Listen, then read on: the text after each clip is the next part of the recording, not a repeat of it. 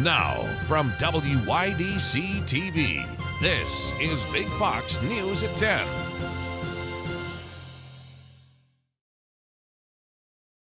Good evening, I'm Anna Manuel. Famous astronaut and Elmira native Eileen Collins will be the focus of a new documentary highlighting her extraordinary career. Our Sonia Ellison has a preview of what the film will uncover about the Trailblazer's life. Work on the new documentary about Elmira native Eileen Collins starts soon. Collins is the first woman ever to pilot and command a spacecraft. You said when? The movie Space Woman will be finished with filming by the end of this year. Space Woman is based on the 2021 autobiographical novel Through the Glass Ceiling to the Stars, penned by Collins and Jonathan Ward. It follows her journey from growing up underprivileged in Elmira to her education at Corning Community College, then Syracuse University, and working for NASA, which led to her pilot role. She became an astronaut in 1991 when she was selected for NASA's astronaut program while attending the Air Force Test Pilot School at Edwards Air Force Base in California. In 1995, she made history as the first woman to pilot a space shuttle, the Discovery. She became the first female commanding officer in 1999, clocking in over 6,000 hours of work at NASA during her whole career, which she retired in 2006. The film is directed by Hannah Berryman and produced by multi-award-winning producers. Space Woman is expected to hit theaters next year.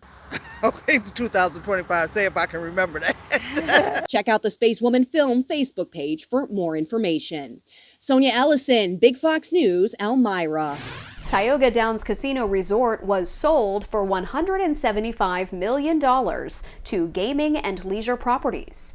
The resort will still be operated and managed by American Racing and Entertainment. Tioga Downs promises to provide the same level of customer service and continue to operate as a family business. Management says the transaction will not affect operations, as American Racing and Entertainment will still head the operations.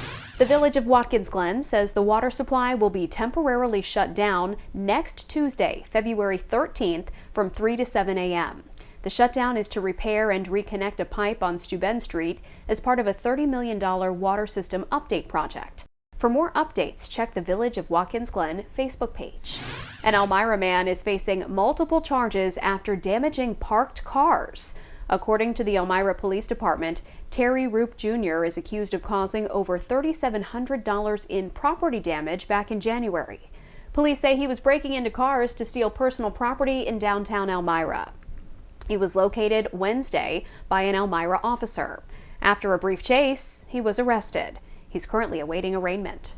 Authorities in Pennsylvania are bracing for the possibility of a grim outcome hours after a shooting injured 2 officers and a massive fire engulfed this home in East Lansdowne. Authorities say the investigation is complicated, and they say between 6 to 8 people are still missing from that home. It all began Wednesday afternoon when police got a call that a young girl had been shot inside a home. When officers arrived, a gunman opened fire on them. The home was then set on fire. Police are still trying to figure out if a child was shot. It's believed the shooter is dead inside that burned out home. Those injured officers are stable. It was a monumental morning at the U.S. Supreme Court that could upend Donald Trump's chances of returning to the White House.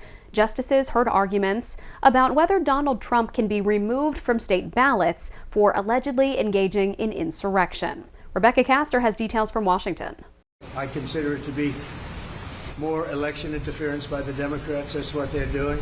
Election year drama at the nation's highest court as Donald Trump's legal team makes their case to keep the former president on the ballot in Colorado. We have an argument we believe that is sufficient to dispose of this case just based on the meaning of officer of the United States, as well as the argument we're making based on term limits. The law is clearly on our side. The justices were asked to weigh in after a Colorado court ruled Trump is ineligible because of a Civil War-era constitutional clause barring any former officer of the U.S. who engaged in insurrection from running for federal office. States have the power to ensure that their citizens' electoral votes are not wasted on a candidate who is constitutionally barred from holding office. It all has to do with the Capitol riot on January 6, 2021.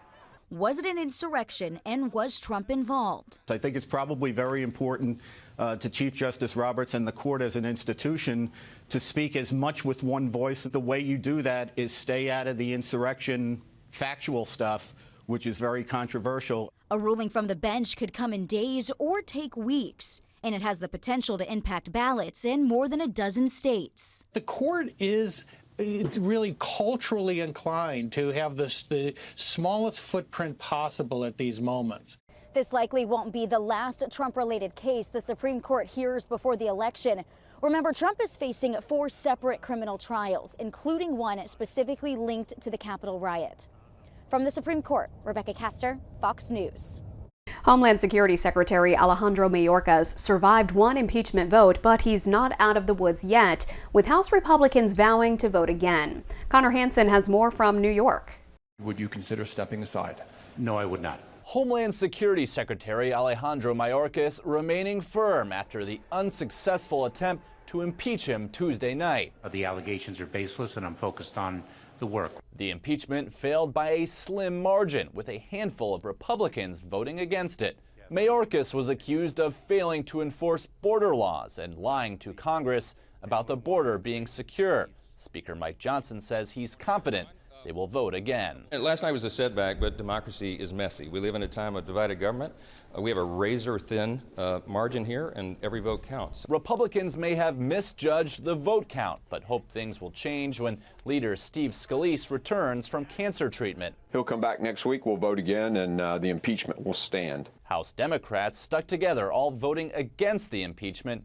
Nancy Pelosi called Mayorkas a distinguished public servant, blaming former President Trump for the chaos in the House. Everything they do is about Donald Trump. He's the puppeteer. House Democrats are also criticizing Republicans for blocking a border bill with funding for Israel and Ukraine. What does the impeachment of Secretary Mayorkas have to do with fixing our broken immigration system and addressing the challenges at the border? Absolutely nothing. If House Republicans are able to pass the articles of impeachment, it would still have to clear the Democrat-led Senate. In New York, Connor Hansen, Fox News. Ukrainian President Volodymyr Zelensky is replacing the country's top army general. The commander-in-chief of Ukraine's troops, Valery Zaluzhny, is widely popular among Ukrainians. Now, after 2 years as the head of Ukraine's armed forces, he will be replaced by Colonel General Alexander Syrsky. Zelensky says, quote, "A different approach is needed, but the change in roles could bring uncertainty as the Russia-Ukraine war enters its 3rd year." Still to come, we'll have a look at your forecast. Plus, how toy companies are shifting focus to help all kids feel included and represented. King Charles completes his first outpatient cancer treatment. I'm Greg Falk on London. That's my story. Coming up. Here's your local stock market update from Big Fox.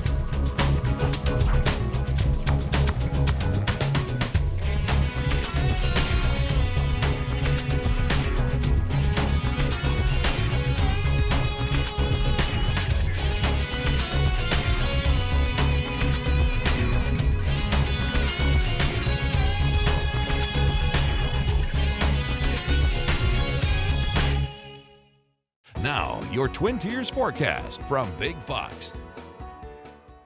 Well, good evening. As we rolled into our Thursday, we had some of that higher level cloud cover, but that southerly wind was starting to stream in, even ushering our high temperatures at least within those mid-50s. We even see that overnight. We hang on to temperatures within those 30s. Note that some more overcast skies are moving through, and it might just be able to shake out some showers. Is what we're seeing. This line of showers pushing in is a warm front that is going to be lifting north. So we might just have a few morning sprinkles, but note that it does quickly keep us back underneath to some areas of some sunshine and some quiet weather before we are going to be timing out a cold front approach that is going to come into our Saturday, looking dry through Saturday morning, but by end of day we'll be underneath at least some light rain showers. As we see accumulation through even 7 p.m. on Saturday, we're only putting a few tenths of an inch there on the board, so nothing that is looking to be soaking at the moment. If we see any showers into tomorrow morning, it is going to be very minor accumulation, and then we'll keep an eye on that Saturday into Saturday night, chance for some showers to maybe bump bump that up to about 1/4 of an inch.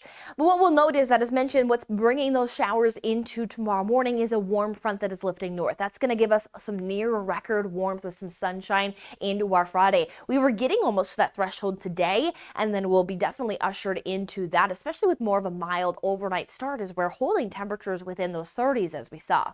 Now we'll want to enjoy that because as we head into Saturday, as mentioned, cold front runs its way in, and that's what's going to start to bring in some showery conditions. Pretty light accumulation. We still get a touch of those mild temperatures before, as we head into Sunday, we will get some cooling, and then we could be talking about some more wintry precipitation starting Monday and lasting through much of next week.